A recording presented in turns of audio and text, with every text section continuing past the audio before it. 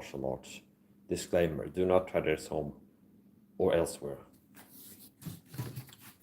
You cannot get these tire marks on the dummy from this training knife. I'm gonna apply some duct tape to the edge, possibly cover the hole, at least the edge. There's a training knife.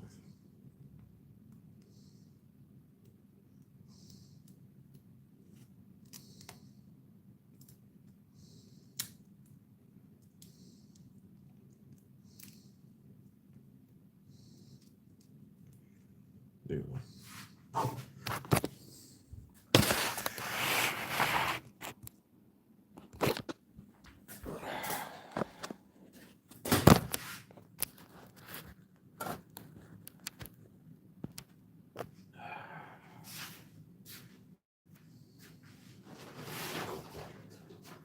This is the reverse grip. This is what's called the regular grip. This is the reverse grip.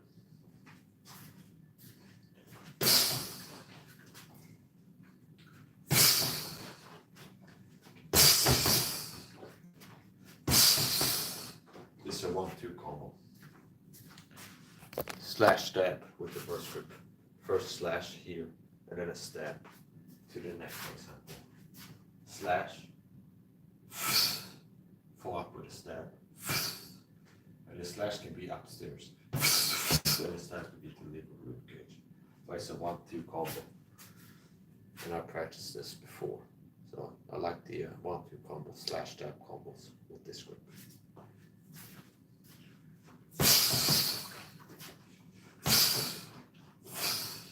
This is a little bit soft, which means it bends if I hit it hard. It'll be like this for a while.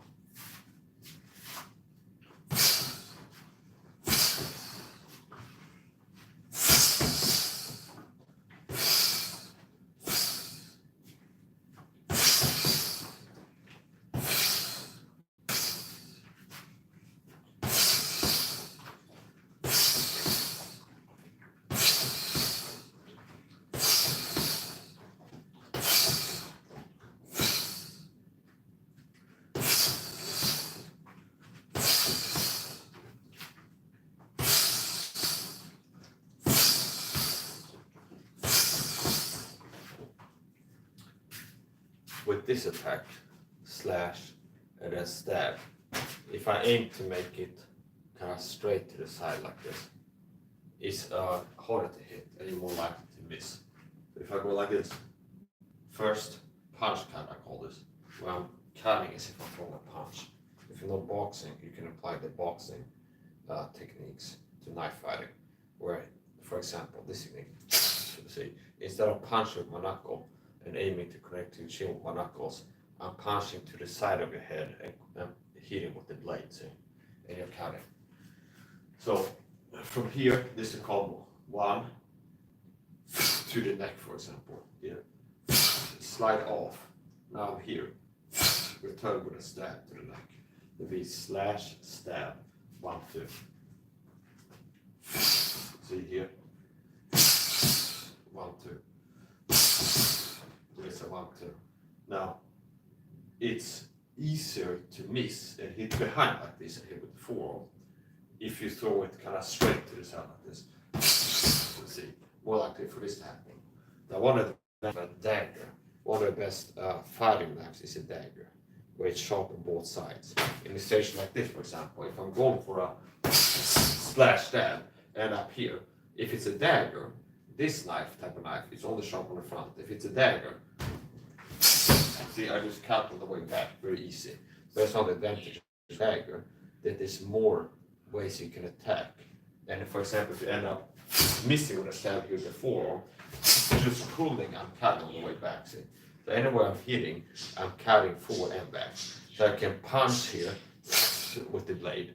And then if I end up here, start off, and I'm going for a neck stab from the side. If I end up behind the neck like this, if it's a dagger, just pulling straight back, I'm cutting on the way back. That's one of the advantages with a dagger. There's also about twice as many ways you can get hurt if you're not skilled and you really like an actual dagger, not a training dagger. So here's the point. Same here with the dagger. If I go for a stab to the liver, like through the rib cage, it's better to hit under it because a lot of times. But if I go here, and this simulating a miss there, I'm going for impacting here with the, like from here, here, say, this one under. Now, if the person is charging me and my time is off, it's like they stand still and I launch it and they're like jumping towards me, and the distance changes and I end up here behind them. Same here if it's a dagger. See, I can quickly cut on the way back. See, same here if I go from here to the next stab, like stab to the neck and miss. Pulling back, I'm cutting on the way back. So you're cutting forward and back with a dagger. Obviously, I can both grip. So if I go from here to cut like this, and up here, okay. So from here. So if I explode in and cut like this, kind of dagger like this, here, up here, here, and end up over here, momentum will carry you. A lot of times, like hit or miss. If you hit similar to elbow strikes, if I hit like this, a lot of times, even if I connect, like I slide off and end up a little bit to the side of the head. Now this is charged up this like a natural follow-up. If the head is still in range here and I'm protected, like see like this for example, because this attack, hit or miss, is likely to carry me to the side of the head, which is what a charge up position. And the natural follow-up to that is here. See, okay, it's like similar in boxing, where it's like left-right hooks. Okay. Bang, and that turns my body over here, which is charging up for the next hook. Bang, see? It's the same thing. So with a knife, it's similar to elbow strikes. If I attack 12 to 6, for example, like this, here, and cut down, if I hit, I'm not like unlikely to slide down the face and end up, could be as far as down here. See? Like here, for example. See? Notice what happened there. And that was like a functional technique. If this was a knife, there would be like a cut on the dummy, like open it up and you see the padding under it. If this was like a real knife and sharp, that technique, that would have created like a significant, what is it called, laceration. See there, see? Notice I'm not trying to make it like slide down. It's just like hitting it and then it ends up sliding. Now this is part of the knife fighting training I've been doing, figuring out combos and how to be effective with a knife. Is practicing drilling muscle memory for follow-up attacks. So here, for example, a lot of 1-2s, okay, as a basic thing to really get better at. Knife fighting 1-2s, slash stabs, or slash slash. So a lot of times, if I go here, for example, here, see, and I cut there, what happens? I slide off and end up to the side here, okay?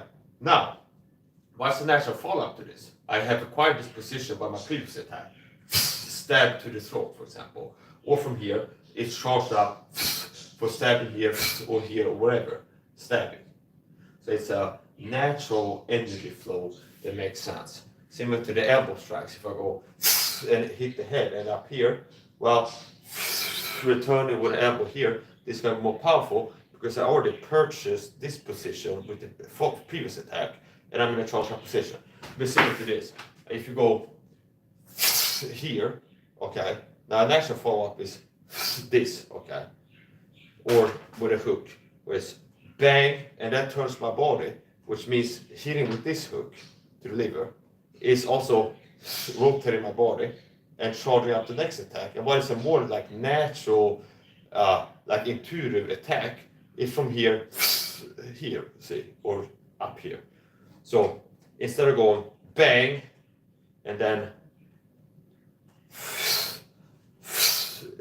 like this makes more sense. Bang, bang, see? And it's like a flow thing. So here, from here, attack mode slash, a lot of times they end up sliding off. And especially if you miss. Like if I have the knife and I'm out of range, I pulls the distance to deliver this to the head. And if the person pulls the head back from this or jumps back and I miss, even then I'm gonna be even like more turned by the attack. And I'm like maybe like this. Okay. See, even here, see, I end up here. See, and I'm not trying to make it end up here. Like I'm sliding to the face and end up over here. See? Now, this is the knife fighting system I've been practicing. figure out combos and ways to attack and stances and everything. Knife fighting martial arts. So here and up over here. Now, what is the follow-up to this attack? Stab to the liver from here. See, that's natural. So I already have acquired this position, which is the same position that you might want to acquire if you want to attack them. See, like work towards getting this position. Where it's like here, see, okay. Now if I'm already there from my previous attack, you can use it. Okay, it's like a natural follow-up. Same here. See there, 1, 2. Where I end up here, slash, slide off. I'm here. I'm charged up for the next attack, and very simply, simple thing. Don't complicate things unnecessarily. It's like bang, bang, bang, bang. See, so that's part of what I've been practicing knife fighting. Like 1-2s, really 1-2s, developing combination attacks, and then drilling them. Practicing stances, attack from different stances. And it's pretty much like boxing and stuff like this. So it's shadow boxing, knife fighting, shadow boxing, knife fighting, impact training, and everything else. Knife fighting, sparring, things like this. So here, I'll show it from here. So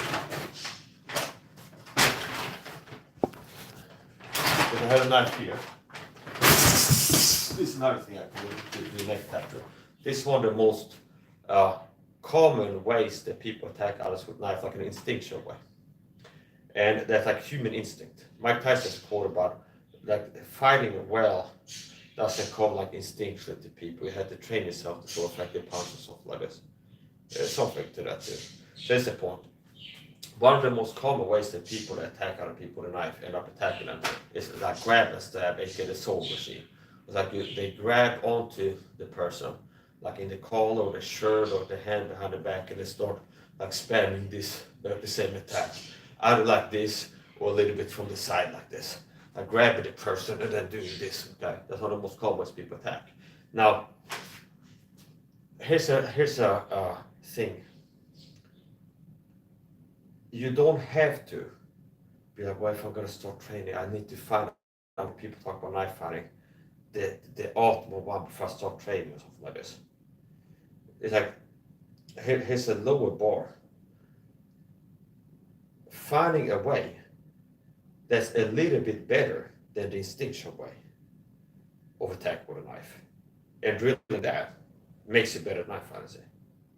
Like something that's just a little bit better than the instinctual way, that's still meaningful, say, improvement. If you can drill, practice, build muscle memory for attacking in different ways, that is just a little bit better than the instinctual way, you still got it better, say. So it has like perfectionist mentality where it's like I had to figure out the perfect technique before I start doing something. Like if you start training a way to attack that's better than where you're at right now, that's still something like that. Then I said, well, what is a way where you can automate this like instinctual way a little bit and be more effective? Well, it's like instead of grabbing like a shirt or something like this, maybe use Muay Thai techniques, like in Muay Thai neck capturing, like controlling the neck.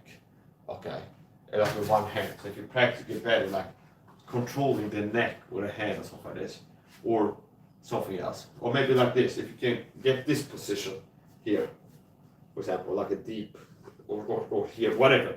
But like getting the neck, and then instead of attack like this, bang, bang, bang, bang, bang, bang, bang, something like this. 1, 2, 3. See, 4. See, and that's can be better than the instinctual, just like spamming the same attack at the same angle repeatedly. It's like stab, stab, stab, stab. See, instead of 4 or 6 stabs here. 1, 2, 3, 4, 5, 6. Much better off going 1, 2, 3, 4, 5, 6 or something like this.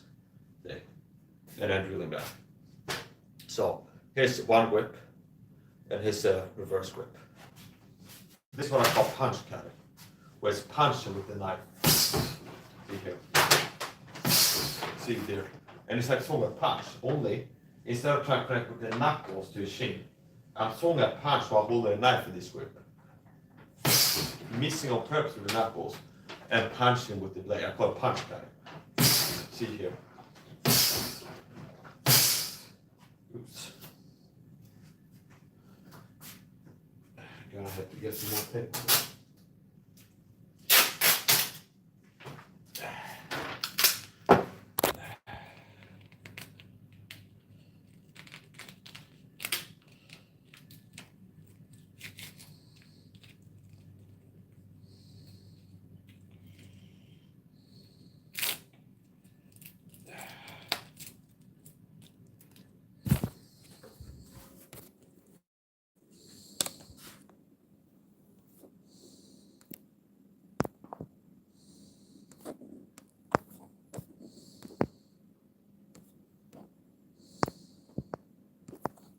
Also held that I get blocked. There you go. So once again, this is what I call punch cutting here. It's this grip. And the beauty of this, my knife fighting stuff, or at least part of what I train, it's the same thing as boxing. It's like you have a 1, 2. And if you know how to throw a punch, you can apply to the knife fighting. If you learn a grip, okay, this grip. Like everything else, like having a guard, and throwing a punch like a 2 here. If you do that holding a knife, the technique is exactly the same, or like very close, exactly the same as throwing a punch. You can throw a punch and hit here with the knuckles. Like you have the knife holder here, and instead of trying to hit with the knuckles here, you're missing on purpose and you're punching with the blade. The same dynamics as boxing. See, I'm punching with the blade. And that's the same body dynamics, like what, 99% as boxing.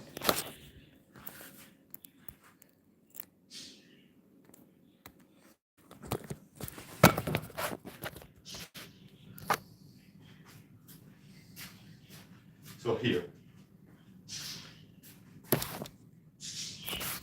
I think it's like crazy how people come into gas that. It's like I'm built with a 6-pack, I have the bottom of my underwear model. And people come in like, Mike, you're out of shape, you have love hands, things like this. Like you're mentally ill. And like it's inversions of the truth. What haters would do to attack me is and use inversions of the truth. Now 10 times. It's like the exact opposite of the truth. The truth is Mike is in shape. And they come in like that you're not in good shape or something like this. It's quite pathetic. Now here's the point. From here, see here. It's like throwing a punch. If you practice this and you're accurate enough, and your grip is hard enough, you can have a decapitation effect. I've talked about that before.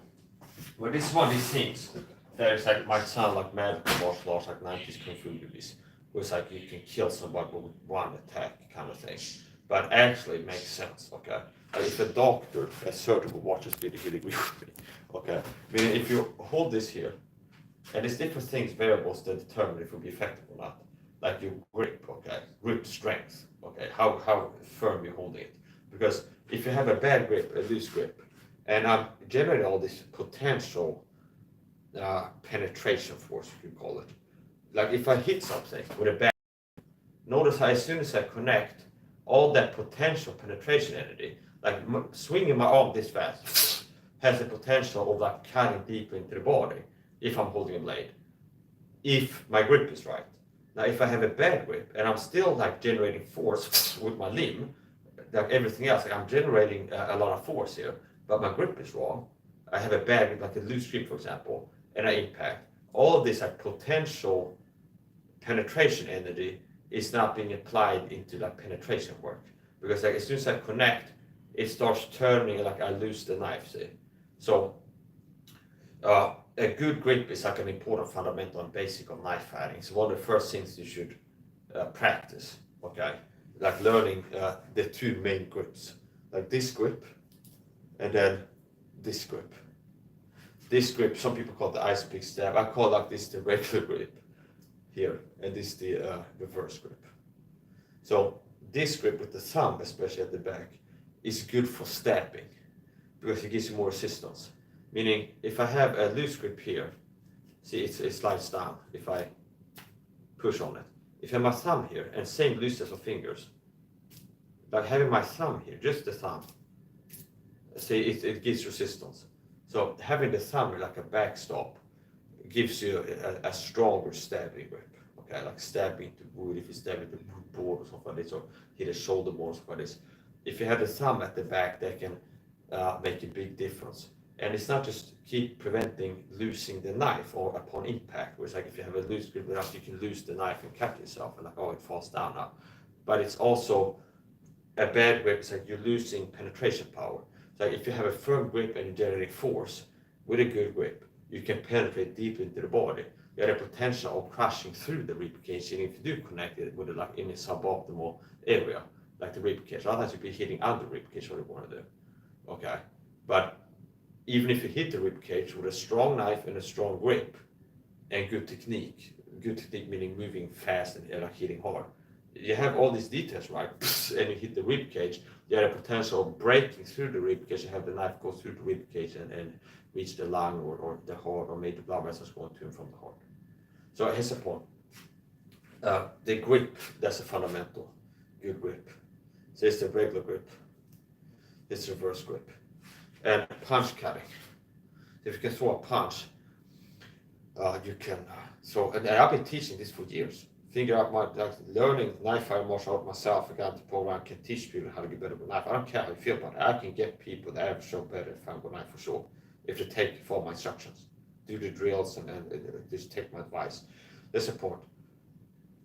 I saw recently this guy, Shrek McPhee, which I don't like, and he talked about he's got like a dagger, and then he's also marks and recommends like a push dagger, which is like a corkscrew. You know how you have a corkscrew that you open, kind of like that, only it's a blade through your fingers.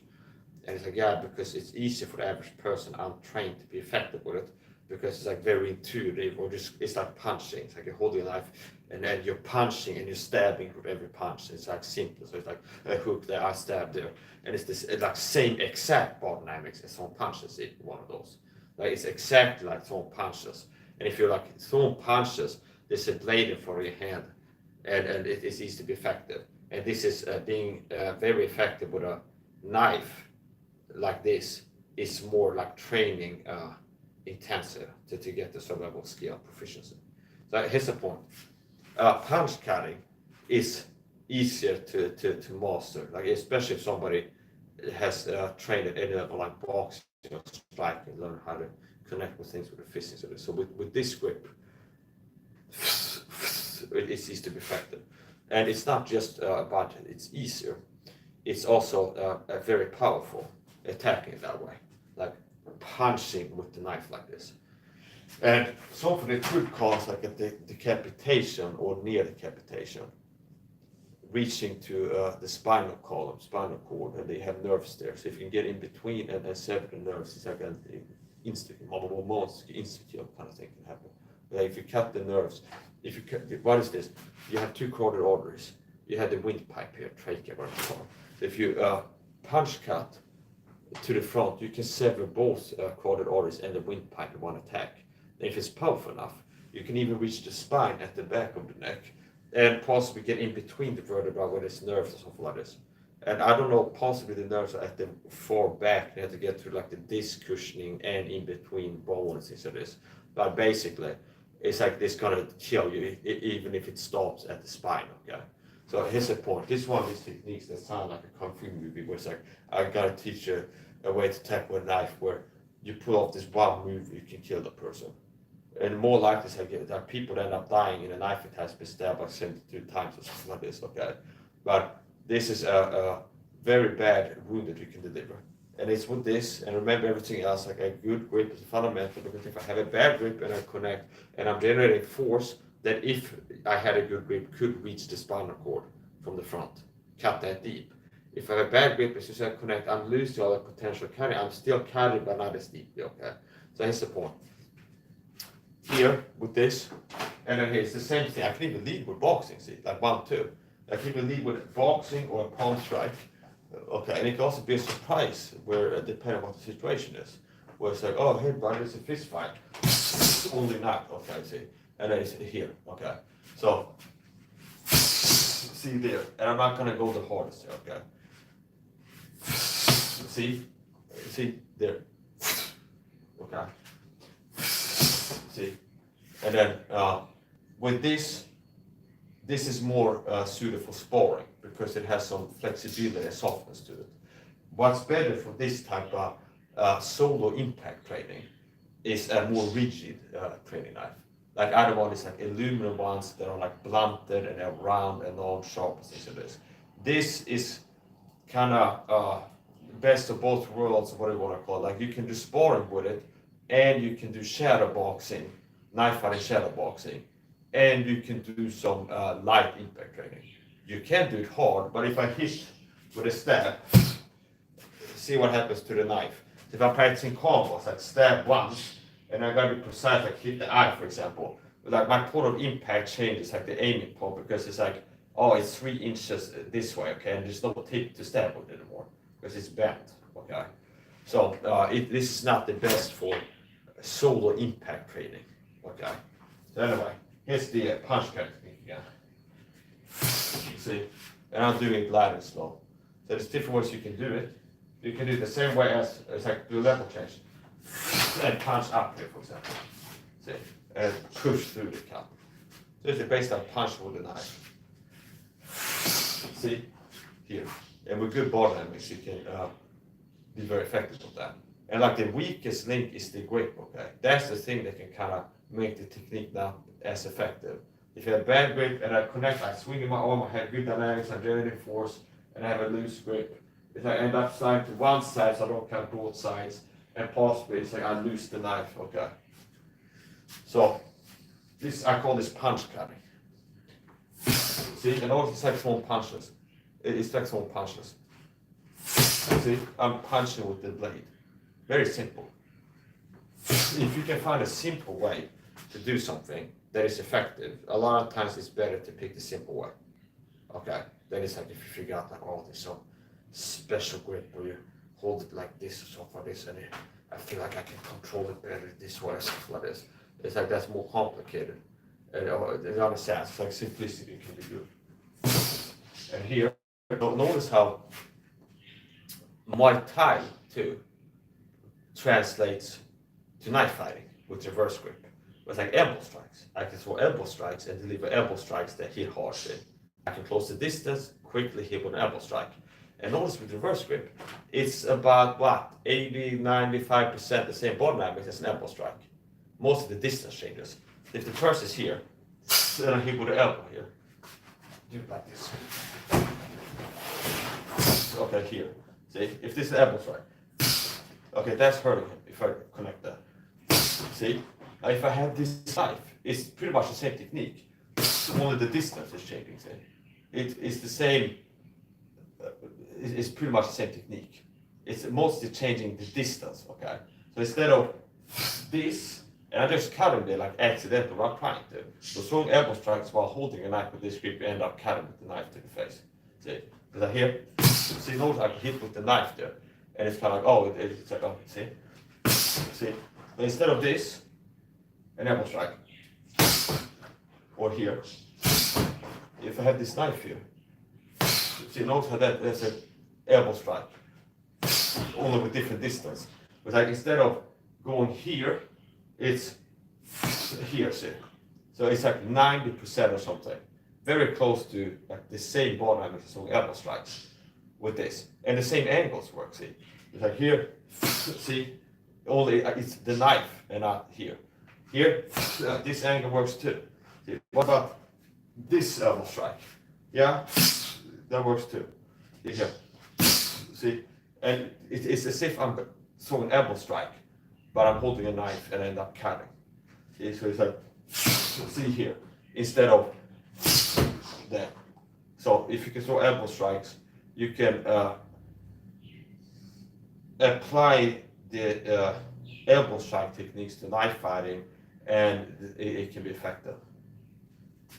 What about boxing? Okay, so like boxing, body dynamics, hitting hard to the body.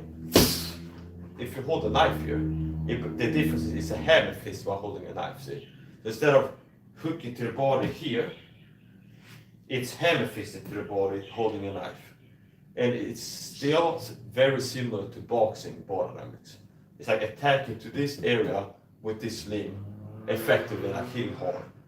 With boxing, it's like you apply that, you hold a knife, and instead of this, it's just a hand fist. So it's still like the elbow strikes, everything else. It's what, 80, 90, 95% the same body dynamics. And most of the difference is from the wrist down, okay? So boxing, here, now I'm punching, see? Punching here. Now with knife fighting, same technique holding a knife, only I'm missing on purpose with the knuckles and I'm trying to hit with the knuckles here. I'm punching with the knife, see, and I'm hitting with the blade, see? And you will naturally slide off a lot of times. So you don't have to do this like classical slicing motion to cut. If you apply force in a straight line, holding a knife, you're still cutting, okay? And you will have a natural slide effect by connecting and applying force this way. See, you will have a natural slide. If I put it here, push on it, you see, it slides to the side. So, 1-2 is something else I like to practice, and that's a good thing to build muscle memory for. So combinations that make sense. So it's like here, for example, with this grip, bam, and up over here, return with a stab to the neck. What about here? See, 1-2 once again. Really different 1-2s.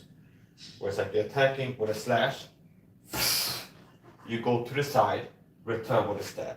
Because that naturally is going to end up happening. If I attack here, see, notice what happens when a 12-6 cut to the head. It ends up sliding off, similar to elbow strikes do a lot of time, and end up here, here, or here, okay? And especially, I'll end up there if the person pulls the head back, then I'm more likely to end up like really far down. Now, these combos make sense because you end up ending up with 12 after 12-6 attacks, successful like hitting or not, more or less down here. So really muscle memory for 1-2s, like slash, stab, for example, makes sense. So slash, stab, slash, stab, slash, stab, slash, stab. See, like natural follow-ups. Or slash, stab, here, slash, stab. See, because going here, I start off, end up over here, and I'm charged up, and the natural follow-up there is stabbing to the same target zone, or slash the neck, stab under the ribcage, for example. But it's still sliding off, ending up to the right side of the body, which is like caught up for attacking this way with a stab now. It's like a natural combo. 1-2, 1-2, 1-2. See, simple 1-2s, and with the regular whip, same there. See, or here. See, 1-2, or 1 to this target zone, slash across the face, stab to the liver here, or here. See here, where it's slash here, or heavy end up slashing, and up to the side of the body, you're charged up for a powerful stab. Can be here. It could be the same target zone, we switch the target zone. Here.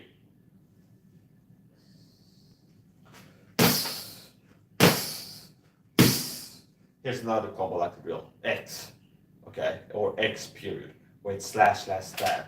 So it's, see, 1-2 slashes, and it's 1-2, see, here, see, 1-2, and then I end up here, and I'm ready for a super powerful stab here. So it's like here, see here, 1-2, and I'm like this now, and then obviously it can be, if I want to do it like this, or here, or here, for example, right? Slash, slash, stab, for example. See? That's not a combo practice. 1-2, it can even be there. 1-2-3. See? 1-2-3. And if you drill muscle memory for this, you can land like really fast. With like 1-2-3. And when I hit with the stab there, it's a training knife, it better. and then I mixed it up a little bit and I went slash face and then cut the neck. Okay, you can mix it up. 1, 2. This is what I call the X combo. 1, 2. Okay, if I end up here, you can go here or here. Okay, or even cut to the legs if I want to. But like from here, this is a charge position. Here's another basic of knife fighting.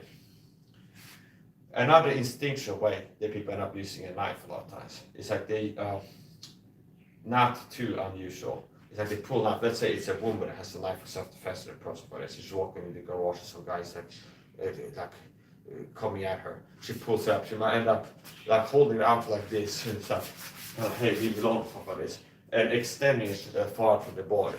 And that can be like a natural way, like to hold the knife out between you and the threat, that kind of like some kind of barrier, part of psychology, like a barrier, okay, something dangerous to keep them at a distance.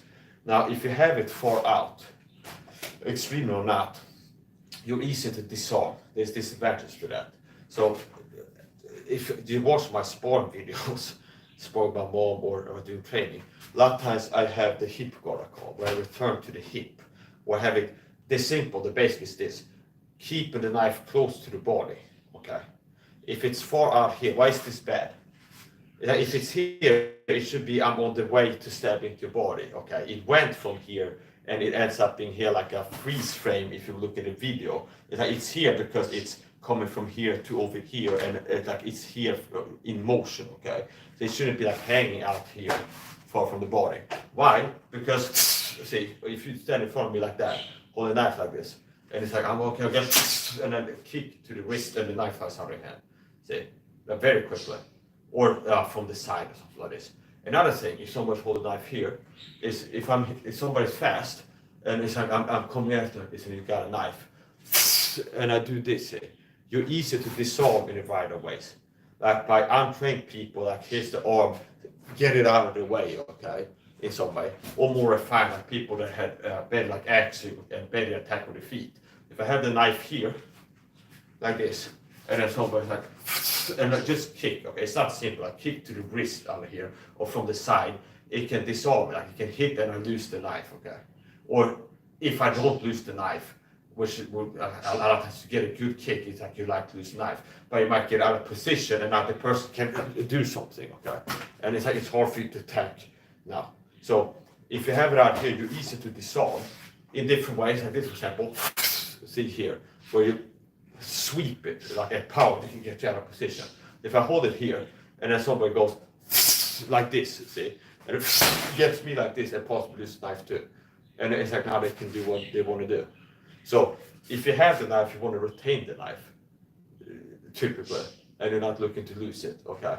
So a lot of times it's better to keep it close to the body, and if it's far from the body, it's because you're parrying something or stabbing something, or like you're on the way back, but you don't want to like leave it hanging out like this, because it's easier if it's a knife or knife fight, like a duo, which is very rare. It's like the same there. If I have it here, it's easier for my opponent to go and cut the knife arm, and then I move back, and they got cut in the arm, and I move back again. So you're easier to disarm if you have the knife like flaring out, if you have the knife far from your body. And also reaction time, where it's like, if it's here, it's not just the distance, but it's like if I have it closer to you, it takes less time for me to close the distance and make contact with the knife arm, either grab it or sweep it, and it's less distance from my foot to the knife if it's closer to me, okay? So basically, it's easier to disarm it if you have the knife far out from your body. So it's best to keep it close a lot of times. And there's different guards you can use. Same there, it's like guards that come from other martial arts systems. For example, here's a guard, see? Here's a guard with a knife. So instead of like throwing 1, 2 from here, it might be 1 punch, 2 punch cut, see? Or something else. I see that it's been commented, so most likely people are going to get blocked here.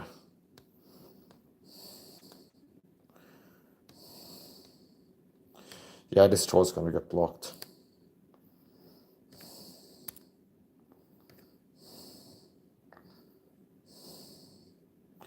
What happens if it's a UFC fighter? How would you dodge the attacks? I made videos before. I have video on my channel, okay, on this. I've looked at a video before. What is pro martial artist versus knife attacker?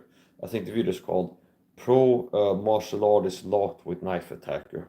And they had more than one episode. And they had people from different systems. At least one UFC fighter. Like, was it Jeff Chad? No, what's his name? Chad, some Asian guy. And they had people like maybe some guys Brazilian Jiu-Jitsu heavy, some guy who's like a wrestler, better at wrestling, some guy who's mostly a striker, but MMA people.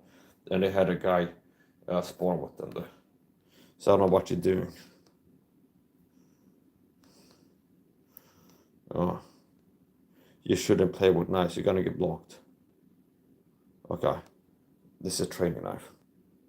Does look like I'm playing with knives.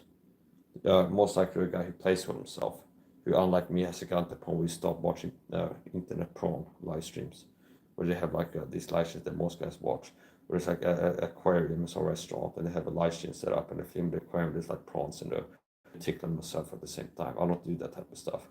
A lot of guys do now. So I don't like to talk to perverted haters in the chat. You're gonna get blocked. You shouldn't play with knives. Yeah, you shouldn't play with yourself. And statistically, it's like if I say you shouldn't play with yourself, there's like 90% chance that you're a guy who does this once a week while looking at prawns. Okay. So what happens if someone goes for a takedown? Like you're a little bit annoying, but I say I'm gonna. So it's like obviously, it's like I'm not gonna look at the comments. Here's the point. I'm going back to teaching. The comments are distracting. I don't need comments. So here's the point. Keeping the knife close to you, back to teaching. Keeping the knife close to you is advantageous. That's part of the thing. And part of what you should do, simple things you can do to get better knife fighting. You get a training knife, okay? And you can think about which one you want. I would recommend a soft knife if you're going to do sparring, okay? And a rigid knife if you're going to do shadow boxing and solo impact training. Whereas if you want to do solo, with a knife like this, which is like a sparring knife more, it's rubbery and soft and less likely to cause like damage poking into the body. Okay. Now this is like a little bit of both. Jack of all trades, where I can do impact training to some level with it. And I practice hitting and slashing and like impact. This is impact training, we're impacting, as opposed to knife fighting, shadow boxing, where there's practicing techniques like in the air and things like this. So this can be used for like light impact training, but if you do intense stuff, it ends up bending. So when I impact it, it's this, and it doesn't, it's not that good, okay? So here's the point. More rigid knife is better for impact training. Now, it also depends on what you're hitting. So you have to be where you can hurt yourself. If you have rigid knife and you're hitting things hard, you can hurt yourself. Like you can break your wrist, punching concrete walls, or whatever. So if you would have this, and you just hit it the hardest you can and hit a tree, you might break your wrist or something like this. So it's like you have to, like I recommend if the impact training, you start light and you can feel like if you're hurting yourself, okay? And if you go like hard and you can feel like it's hurting a little bit, you know that either the technique is off or you need more conditioning, building like more muscles. But you can do like light, just contact and start doing impact and we're practicing connecting to different areas into this. And it's good to transfer from knife fighting, shadow boxing to impact training, like within a month or so to train. Because you don't want to build muscle memory for like attacking. Like if you only do like in front of a mirror, it's like you become impressed with yourself. It's like, yeah, I can move really fast and like do this or something like this. And then you drill this, and it's like if you apply it to impact training, it's like you go like this at the first attack with the combo. That would expose weaknesses in your technique. For example, the fundamental of the grip, like if you don't have like a firm grip on the moment of impact, like you lose it as you hit something. And okay, so it's like it's easy to think that you're better than you are if you only do shadow boxing, and you could like end up not practicing like having a good firm grip as impacting, just having a good grip. And if you take it from shadow boxing to impact training, you can feel when you're hitting if your grip is strong or not. one thing that I learned the hard way is like the importance, learned, it's kind of like not killing enough. But I had like a carpenter knife, a utility knife, and I was using impact on a bookshelf with like a hard object, and I was doing like, it was bang, bang, bang, bang, and then things like this, hitting it. And then one of the attacks, like this type of attack, okay, I hit it, and then this happened, and I cut my pinky on it. And it was like around a month or so, I couldn't close it all the way. Like it was like here, and I couldn't really like close it all the way to pinky. So now it's like healed back, and I don't feel anything wrong with it. But for a while, it's like I couldn't really like close it all the way, and it could have been worse. If the knife was sharper, if I would have like done this, and then like a more like downward motion, possibly I could have cut more deeply there, and then like lost a finger or something like this. So first of all, part of what is a good grip is what the grip is shaped like. So part of a grip is a technique, okay? The skill of gripping a handle in a way that's stronger, okay? And then also part of what is a good grip is the grip itself, without a human, okay? So it's like the object itself, they can be good or bad grips, okay? And then part of what is a good grip is the technique of like the skill of gripping it, okay? Like hand strength, grip strength, and things like this. So anyway, support. That knife had a very subtle finger guard. So after that, I made sure like knives I'm going to use for training have it kind of confirmed how important a good finger guard is. So it had a very subtle finger guard on it, because it's a knife that's designed for doing things like this with, and not really like stabbing things with it, okay? So anyway, support. Where's I go with this? Yeah, basics. Keep the knife close to the body. Makes you hard to disarm. Also, it's easy to respond to incoming attacks. These are more advanced stuff, okay? Where, depending on your athleticism and training things like this, and strength, like athleticism, there's some things that you're more likely to pull off than others. For example, blocking, intercepting incoming techniques. It's like maybe your grandma, if you would like take up knife fighting for self-defense, it's like there won't be a point where she'll be able to like catch my punches coming in and cutting them, because she's too slow and frail. She doesn't have the reflexes like hand-eye, but it's some kind of physical limitations. Well, I would say it's impossible. It's more likely to be with the effective training. But certain things are more like athleticism dependent and more training dependent to be able to pull them off. Like for example, if there's like a head kick coming and doing this and like having the guy kick into the knife or something like this, well, it's not impossible. I like to say the sword is the shield or the knife is the shield. So instead of having a shield, I'm using the knife to intercept incoming attacks, and it can hurt somebody. So for example, if the other person, if we both have knives and somebody's in front of me with a knife like this, and I go this, see, that attack, like a lunging stab here. Now if I'm fast enough, I have the high guard here, for example, this guard here, and I go there. I just cut his arm, and his didn't hit me because I'm moving back and then cutting down, see. So that would be using the small sword as a shield, where it's like instead of a shield, like, okay, and I don't get hit by it, I'm using the knife to attack the attack as it's coming in, okay? And this could lead to the person dropping the knife, for example. So these type of things are more athleticism dependent and training dependent, like skill dependent, like having it be more feasible, like more likely that you end up able to pull something like this off successfully. But generally, any limb coming at you can be cut coming in, okay, or stabbed. And once again, it's like the grip there. So it's like, this is stronger than this for blocking things. And if I have the knife like this, and let's say there's a punch coming to my head, and go here, okay, see? If I do that, and you punch into here, that hurt your hand, see? If I go, see there, for example, and that could be all kinds of stuff. But notice how it's like, I'm fast enough where it seems less irrational that I could pull something like that off than if it's somebody's like slow and you never see them moving fast ever. Because part of it is the speed, like, and be able to see something coming at you.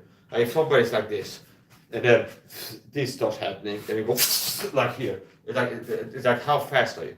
If you can see what is coming, you still have to be fast enough to move out of the way and like put the knife in there. But basically, even as a static defense, holding the knife in a certain position can disincentivize attack in that area with punches or kicks. So for example, if I have the knife, you're less likely to try to punch me in the jaw, okay? Even throwing uppercuts under here will be more dangerous because it's possible to do this or something like this. It's very simple to like change it. So if I have this here, for example, here, if I have this here, throwing kicks to my head from this side is more dangerous all of a sudden. And if I go down here, I can respond to other things. See, I can do this and like this and things like this. So a strong block grip, which I invented myself, and it might be like Pelle Sink or another guys trained out for martial arts has done what I've done, like what can you do and figure out this. But I support. Like so here, this here, you can intercept some things and cut some things with this. But still, like a kick or something powerful, it's like, yeah, you can lose it, okay? Even if you're like strong and have a good grip and things like this. Yeah, you can still lose the knife. Now if you look at this, if I relax my hand, the weak chains in the link is the fingers and also the wrist, see? So if I apply force here, I can feel where like the force goes, and if I tense it too, it wants to turn my wrist, see? So this is not as strong as this that I figured out. Pre-assuming resting the knife on the forearm, see, as a blocking grip. I call this a blocking grip. So this grip, and it's more useful if I do with knives, where I have one for stabbing, and then this is like more defensive right now, and it can also be turned into attack with it if I want to. But this is a blocking grip that I figured out. So if you look here, if I hold it here, this is not as strong, but if I put the back of the knife here, the force is being applied into the forearm, and this is stronger than this, see? If I have it here, a force applied to the blade, it leverages into the wrist, see? But if I put it here, as soon as force is applied, it's not being put into this, into my fingers and wrist, it's going like straight into my arm, and this bending joint is stronger than like this bending joint, see? So here, this is just better. There's a reason why in Muay Thai stuff, they don't try to like catch kicks with the wrist or something like this. It's like this is stronger for catching kicks like here, stuff like this. So receiving force here is like this is stronger than receiving force here. Like if you get kicked here, this is more bendy, okay? And this has more resistance, especially if you wanted to. So here's the point. This is a blocking grip, okay? And it can vary, okay? On your build, okay, if you have muscles in front of the bone here, there's a bone here, and also things like you could do, you could have like a Nike sweatband that you pull down here and rest it on as padding, for example, can make it even better, where it's got some cushioning on it, okay, or have like a jacket or something like this, but this muscles. So this is like a blocking grip, where you pre-assume, and there's going to be differences in knives. So a knife that has a blade curving backwards, obviously, is not good to have like this. Okay, so for example, we can do this. Don't try anything similar to this, as I said before. And I'm receiving some force here. This is a hard object. And I'm not losing the knife here. So that might be similar to if I would be doing this to a cranial or something like this. See, now here. Well, I can make this strong too, but like this is stronger, okay? It depends on like what you have here, like okay, padding, muscle padding, other things padding. So this is like a blocking grip, more like a pre-assuming this here, rather have it here and have it pushed in there. Like have it here already, then I catch the things with that. Like let's say, for example, elbow strike here. If it's an elbow strike like this, for example, like here, this can be better. Now this is like this is the things that is like not the most important thing necessarily. This is kind of like weird techniques that could be effective and things like this. But it's not the most important thing to learn in like blocking grip. But that's the point. Basically, the sword is so you can use the knife to catch and coming in. And remember, if you have the knife close to you, you hold it to this arm. There's advantage to have the knife close to you. You can attack anything coming in. So part of learning knife fighting, if you want to learn that, here's what I recommend. Get a training knife. Better yet, 2 training knives. For safer training. Nothing is 100% safe, okay? Brushing your teeth is not 100% safe. Meaning you could like slip out, like stab yourself in the neck. Like this is not impossible. So nothing is truly safe, okay? It's a matter of degrees. So anyway, you want to learn, get better knife fighting, recommendation, get 2 training knives, okay? Basics, learn the 2 grips, okay? This grip, the regular grip, and then the reverse grip, okay? And then you can do change drills too, to build a little muscle memory and like just getting better at maneuvering a knife. So this is a grip change drill. That could be a good starting out thing. Where you have one knife and you do a grip change drill like this with a training knife. And you alternate between the 2 grips like this. Okay. And it might feel awkward first. Everything feels awkward first, or a lot of things do. So here, and I'm using inertia. Okay, you can use just muscle power if you want to. Okay, and use your fingers to change the grip. But I'm using inertia, where I'm letting gravity, like inertia, do part of the work. See, so that's something that I think is good to practice initially. Grip change drill with both hands. So once you got to hang up with the right hand or whatever your dominant hand is, you can do grip change drills with the other hand. And if you do this as a drill, what are you aiming for? Successfully alternate between the grips and going from one solid grip to another without poking yourself at any point. Okay, or see, as it's a training knife, it's like you can go and get better without actually getting seriously hurt by making mistakes. If you have like a butcher knife and do this stuff, you stab yourself on the thigh, it's like, oh, okay, I messed up there. Okay, and you're more likely to make mistakes starting something, okay, initially. So that's something I recommend. You get a training knife or 2, you start doing the grip change drill, meaning you assume this grip, the regular grip, switch to this one, and it's not rocket science, you figure it out, without using both hands. So it's like you're aiming to be able to change the grip with one hand without assisting, and then next level is without looking, see. So initially you might feel like with the training knife, like you might feel like you want to help with the other hand somehow. You want to get so you can do it with one hand only, change the grip like this. And then starting out, you're going to naturally feel like you want to look at it as you're doing it. And then you want to get to a point where you can do it without looking. Okay, like this, the grip change drill. Okay. And what is that doing? Well, it's, you learn the skill of changing the grip, okay, which can be useful. Maybe not the most important thing. But have step, here retract, switch, and you can attack like this, keep something you might want to do. Okay, so it's important. And you also like familiarize yourself with like a knife handling generally. With like a knife in your hand and like controlling it and things like this, and moving your body while holding a knife, and you're building the skill of not stabbing yourself or slashing yourself as you're moving a knife close to your body, things like this. So that's the basic level. So it makes sense. That's the point. Once you got it where you can do it with one hand without looking, and you want each grip, after you switch each grip, to be a solid grip, not just check a box and say, oh yeah, I switched the grip, and if I were attacked like this, I lose the knife. You want it to be a solid grip at every rotation. So it's like here, now it's loose, now it's a firm grip, I'm ready to attack now. So you want the grip to be where you're ready to attack from this new position. Switch to this squeeze, and I'm ready to attack, like receive or deliver force to the blade. So that's a basic like beginner drill that you can do with both hands. And I can do with both hands without looking at this point, like this.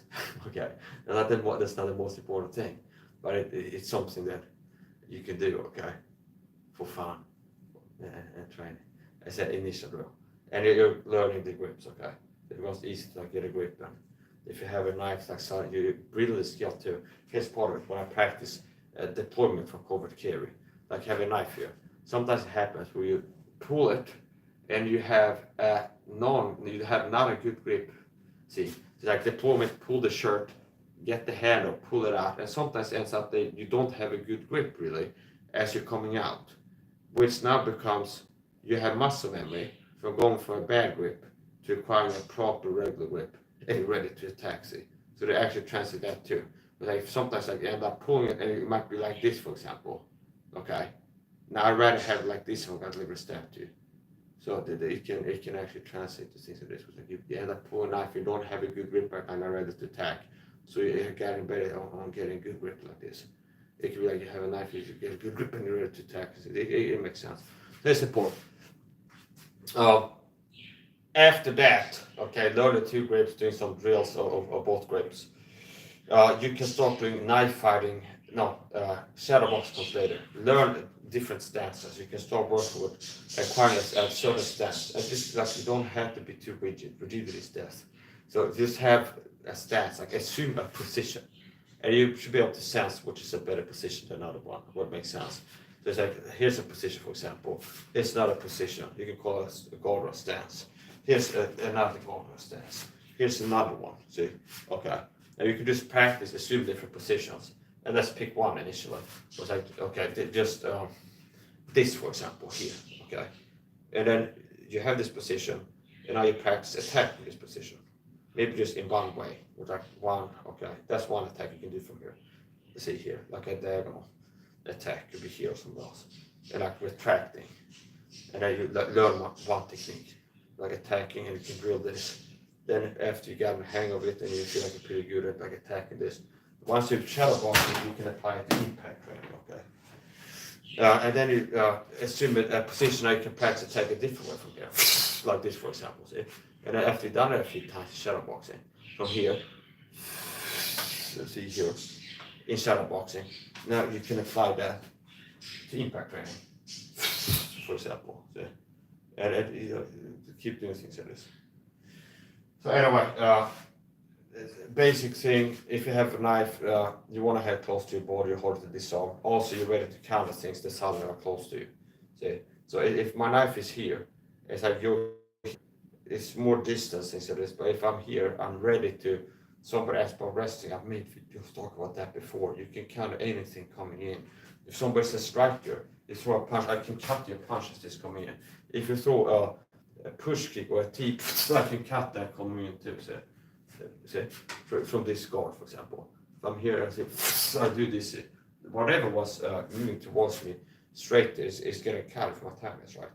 See, what about a hook here, see, or a kick to the head? See, that too. There's a kick here. See there it caught. Okay, or there punch here. See here, there's a punch with the knife. Or what else? There's a knee here, for example, if it's coming at this angle, or like an up kick. See here, and it's like it's not guaranteed that I'm not gonna lose the knife, but at least like the guy's getting hurt seriously by attacking me. So from here, here's another thing. See, this is like more about blocking, not intercepting things. So see here, for example, and a lot of times supporting it. It's like here, for example, here. If you're gonna hold it like this, let's see here, for example. Now, if a head kick is coming here, like up here. Now, what I'm doing is more than one thing. That's more advanced. There's like one way is like I'm standing here waiting for something to come, like a stab, for example, with a knife, and cutting it, and then trying to do it in a way where it's like cutting the arm makes the arm not hit me. Okay. Often you do two things at the same time or more. It's like I'm sidestepping as I'm cutting. So if you were going like this, and you go past it, you can end up out of position. So it's like here, and it's not just cutting it and try to push it to the side of my knife. It can be better to go move back as I'm cutting it. Say. So if it's a part, it's like just moving alone is a redundant defense. Just moving alone can make the attack not hit. See? And if you combine it with attacking down like this, it's like I'm not getting hit and you got hit. See? Hitting up in here. See, that could be better. Or from the side. See here, if your timing is right. Or it's something that's coming here, kick over this, move to the side and cut it. See?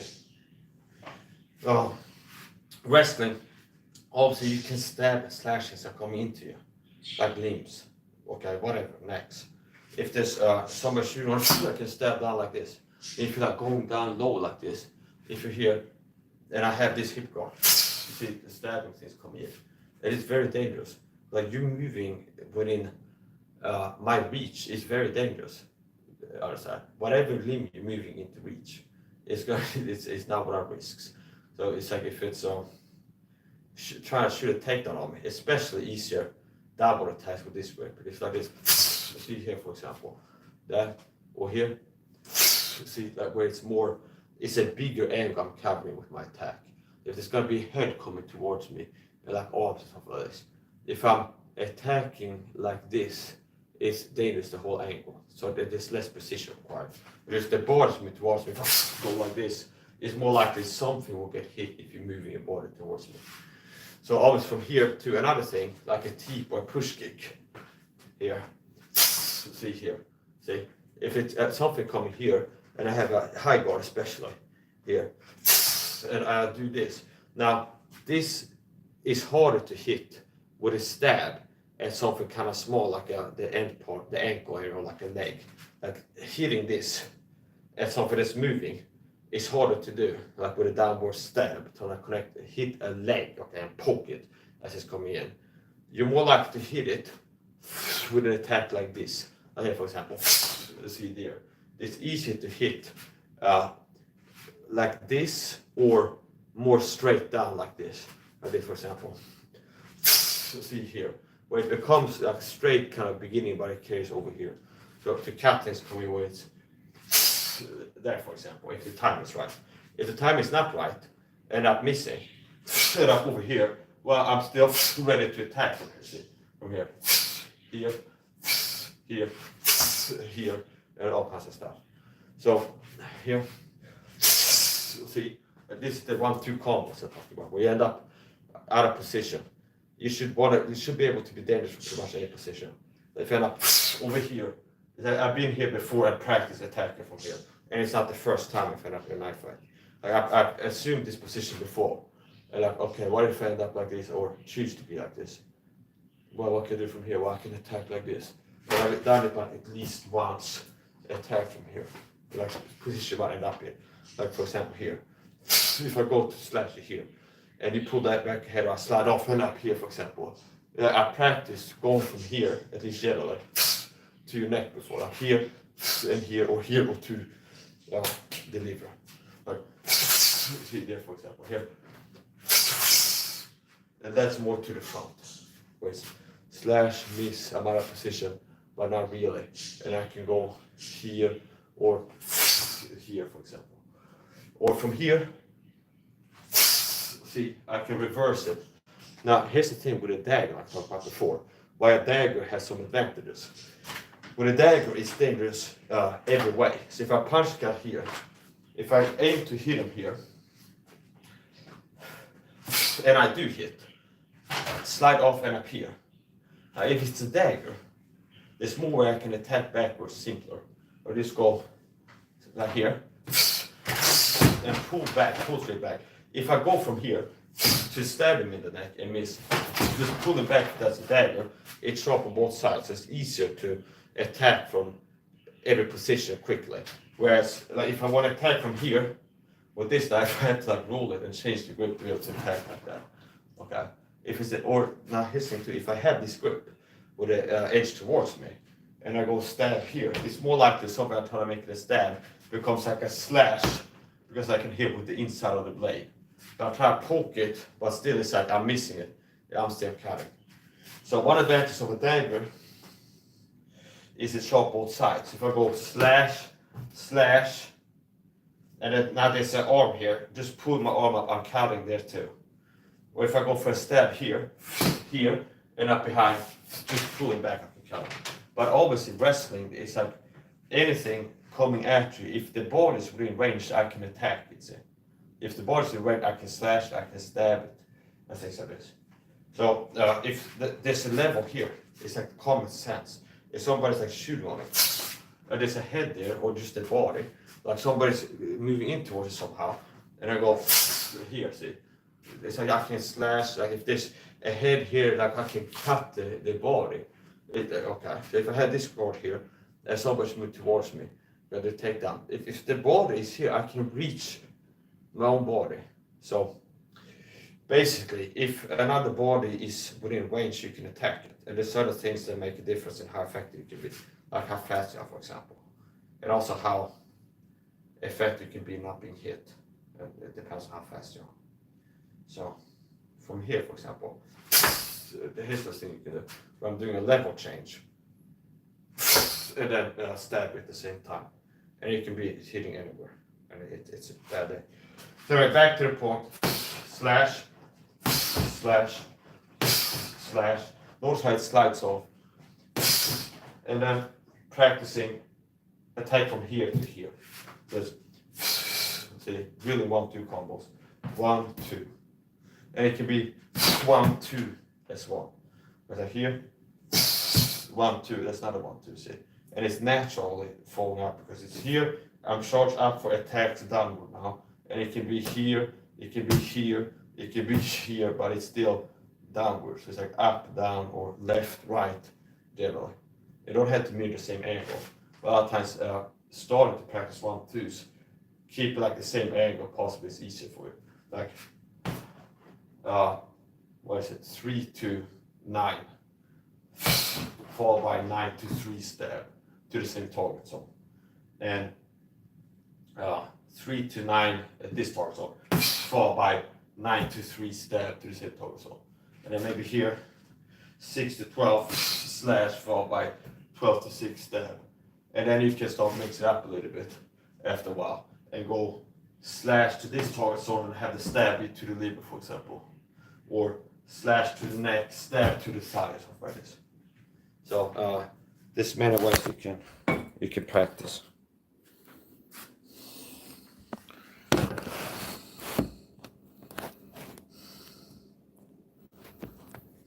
And as usual, we have paid getting stock controls and have harassment, and possibly one or more people are not paying.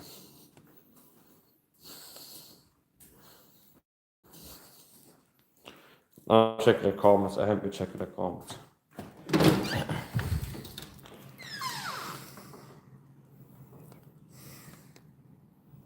Yes, yeah, we get some comments. People are disrespectful and rude. I can expect to get blocked.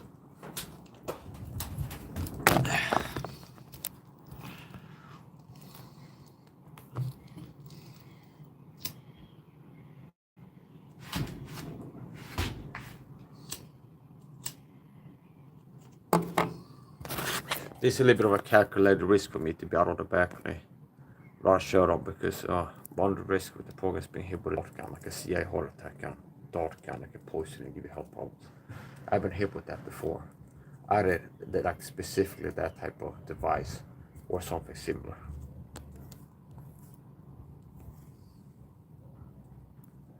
I have a numb spot in my leg from being hit by something by the program. And that could have been an assassination attempt that I survived. Anyway.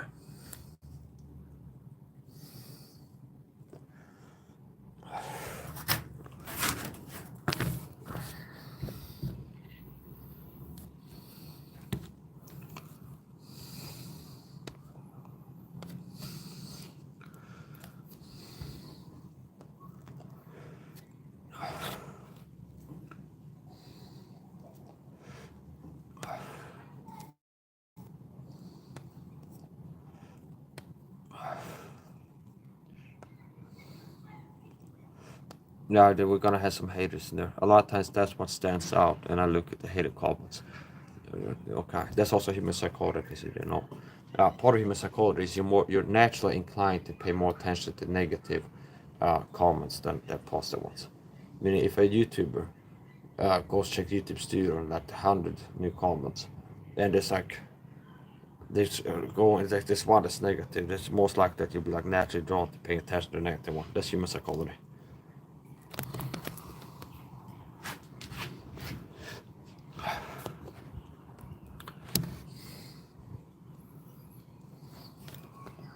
Somebody that wrote about the glass, yeah, they had good glasses, I could recommend them. but on team. Cheap and durable. Now I can't vouch for the. Okay, possibly I've heard some film on was like, well, maybe some team goods. It's like they're made from toxic material, stuff like this. A lot of things are marked as CE marked if they sell it to Europe. Like I bought another hit him on some Amazon actually. Judging by appearance, you must live in Brazil. What part? No, I don't live in Brazil, and I don't think that it's reasonable for you to assume that I do because I don't have a Brazilian accent. Uh, why are you promoting violence? I'm not promoting violence, but this is something that it act like a Christian. Why are you promoting violence? Remember, you live by the sword, you die by the sword. You predict your demise. No. So here's a person that acts like they're Christian, trying to wrest the scriptures to attack me. So you wrested the scriptures. Those that live by the sword die by the sword. They talk about people murdering people. That's capital punishment. That's the application of the verse. One application. It's like them that live by the sword should die by the sword. Which means if someone takes a gun and shoots somebody, the government shall have a capital punishment to execute them. So the Bible is for capital punishment. That's one application. So people rest the scriptures all the time. It's like turn the other cheek, for example. Sissy. I can call them sissy Christians. Where people are like, well, I'm a Christian, Mike. If some burglar broke into my house, I don't think I could bring myself to use violence on them. It's like, no, you're wrong. You should defend yourself and your home and your family. Well, turn the other cheek. And they rest the scripture, take out of context and rest it. When that's not talk about self-defense, okay? When somebody's attacking you using violence to defend yourself. So I'm not promoting violence by practicing martial arts. I'm an alpha male. I'm a real man, a Christian warrior, and I'm not a brainwashed, effeminate sissy, like some kind of whatever weirdo. That's like, it's a virtue to be homeless. See, okay, I'm a good person because I'm homeless and can't defend my loved ones. Well, a man's role is being the protector. So as a man, your role is a warrior role. The woman is the weaker vessel, which means if you're a man and your woman is sleeping and a bird comes in the night, it's your job to neutralize the threat and not like hide under bed. Hey, honey, go get it. Okay, see. So, why are you promoting? What a ridiculous comment. Why are you promoting violence? Remember, you live by the sword, you die by the sword. You're a mental ill person. Most likely work for the program, working to make me look bad. So here's the point. God is for self-defense, okay? And part of biblical masculinity is not being harmless, but being able to protect yourself. Also, part of being a good American is being dangerous and having firearms as a preventative of tyranny. See, so but it's like you're completely different, okay? It's evil to practice martial arts. No, okay. Well, remember, yeah, live by the sword, die by the sword doesn't mean if you practice knife fighting or if you're a gun Christian who goes to shooting range, like Edward P.F. has an AR-15 in the back of his video and a 30-06 Garand in every video as the background of his videos, where it's like live by the sword, die by the sword. You got these weapons there, so it's like you're training to shoot people come into your house and you got firearms there to kill people and you've probably done some training to get better at it. It's disgusting to me. You don't understand the scriptures. So the Bible doesn't forbid practicing self-defense or using force in self-defense. You rest in the scriptures. So I'm not promoting violence. I'm promoting self-defense and martial arts. And I'm not going to change on that. You're not going to change my mind because you're wrong. And I'm with you. Okay. Jesus Christ, when he had two disciples, told his disciples to go buy weapons, swords, which would be like a firearm. You have firearms for self-defense. So he bought them not knives for cutting steaks, but swords. Behold, Lord, here are two swords. He that hath no scrip, so for his purse, let him sell his scrip, buy his sword for this. So Christ Jesus himself told his followers, disciples, go and buy swords. And why would people carry sword? For self-defense against robbers or something like this. Back in the day, they would have like robbers or something like this. There's some kind of maybe a path that people enter the city on a cart okay, and there's some secluded area in the woods, be like, jump on it, be like, okay, and possibly sometimes attack them physically and just kill them and take the stuff, and dead men tell no tales, okay. So people had weapons back then, swords, for personal protection, to be able to do violence to you in self-defense. So you're being wrong, okay.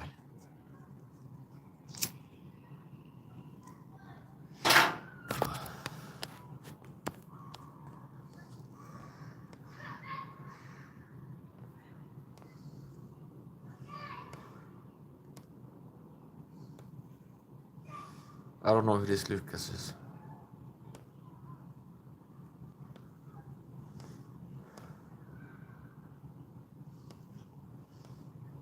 Yeah, so you rest the scriptures.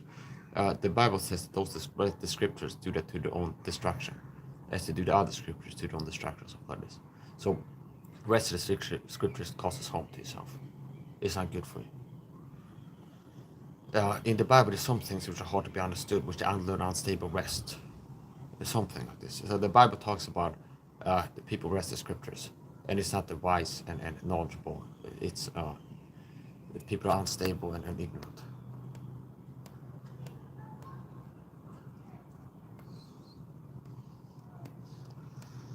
God is for self-defense. God, do you know that in the Old Testament, God told you to kill people breaking into house every night. That's the same God. God is the same today, yesterday, and tomorrow. Which means God, when you had the theocratic kingdom of Israel, and you don't want to, like some people do, and be like, yeah, everything that God wrote to Israel, the theocratic kingdom of Israel, we should follow that as Christians. Get circumcised 8th day, not eat pork, abstain from pork and shrimp, and things like this, because God told you to do that. But you can still learn God's character, because God's character doesn't change. So God's character is like, you can, if you read the Bible, you can see, okay, God is for people to be able to defend their lives against people coming to take it. See, generally. And it could be like the fringe exception, like Stephen, where like God's plan is like, yeah, this guy's going to suffer a martyr's death. He's going to like preach the truth. I know he's going to end up being stoned to death by people for preaching the truth. And he didn't choose to try to defend himself, to my knowledge. So anyway, but that's like the exception, okay? So not the rule. So if you read the Old Testament, God had laws where it's like, if a thief be found breaking in, and it's like, if the son is like, his blood should be upon him, and there's some specifics there. Where it's like, I guess like if he's caught, there's certain specifics, but it's like in certain cases someone breaks in, they should be upon them, which means like they kill them, okay?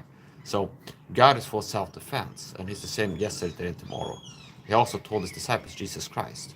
Now that's like early church time period, like Jesus Christ walked on earth, he dies, and then there's the okay.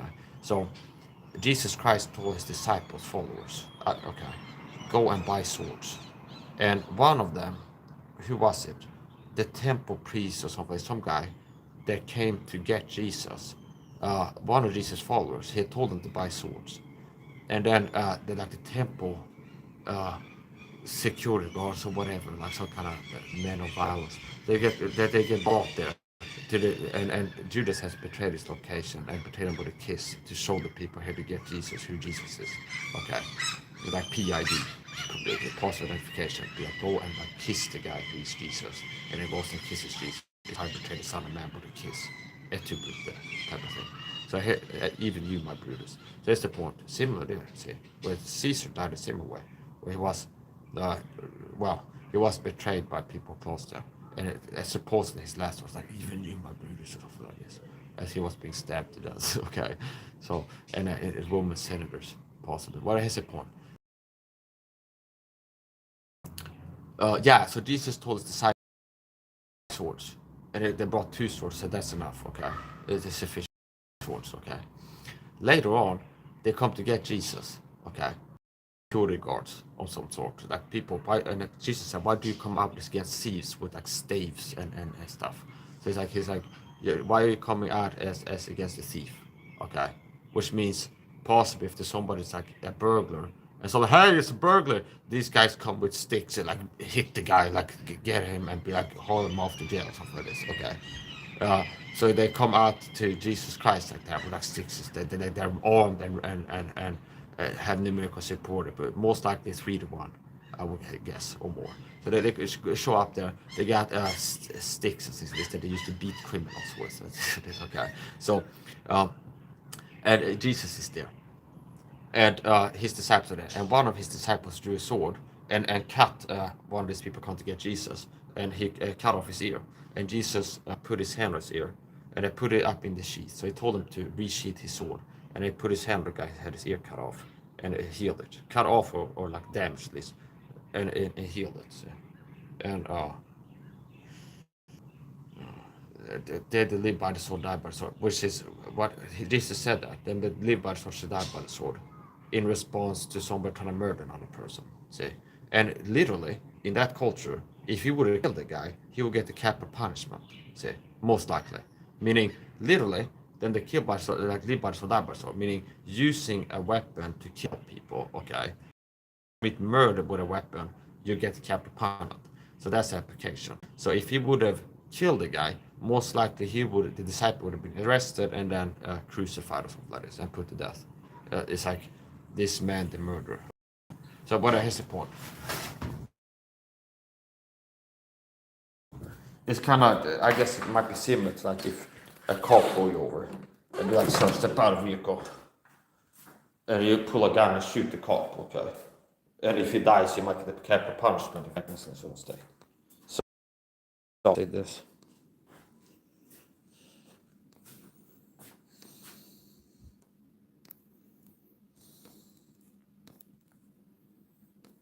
No, I don't look like a stick.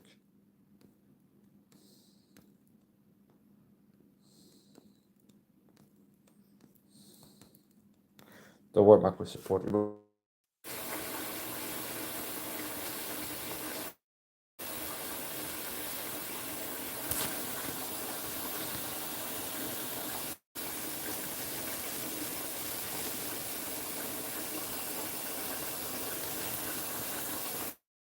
Well, it won't look like a stick, and I just put it on something like most of the haters, like how haters attack us with lies and inversions to opposite the truth. So I'm with a six pack and have a superior physique, meaning I have the build of a male underwear model. This is not looking like a stick. I'm in better shape than 9% of men. I'm ripped, lean, muscly. Okay.